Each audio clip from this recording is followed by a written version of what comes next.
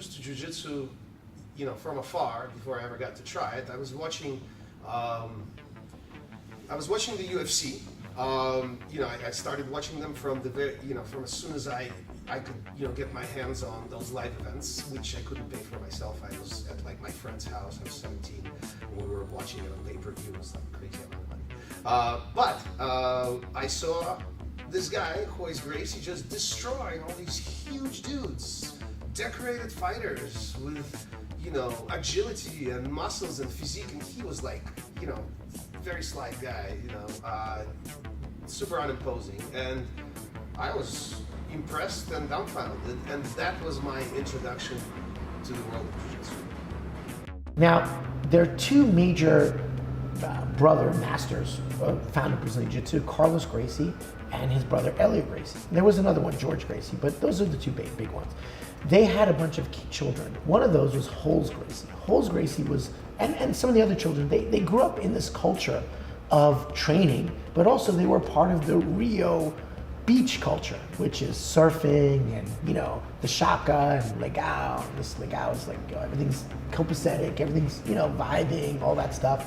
It's very informal, very relaxed, and that's generally true of kind of Rio's more kind of informal place in a lot of ways, right? And that imprinted itself upon Brazilian Jiu-Jitsu. So I understood that Elliot was a bit more strict. And he actually never taught in group classes in the beginning. He taught mostly privates, and privates are very strict and very structured in this. But as Brazilian Jiu-Jitsu started becoming more popular, and his children and his brother's children took over, they started teaching in more informal manners.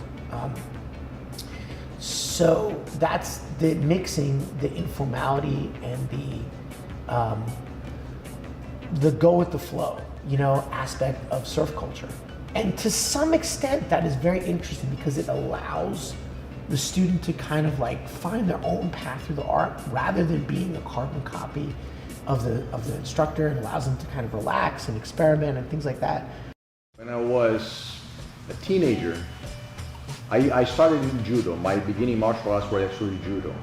I remember walking with my father. My father is a judo black belt, has been for many years at the time. And I asked my father what would be the best self-defense martial arts that I should learn. And I was expecting to hear that it was judo. His answer was that it was jiu-jitsu. That was my first introduction to that jiu-jitsu existed. After that, I started training jiu-jitsu. I was 17 years old. Did it for many years. Stopped. Life got in the way.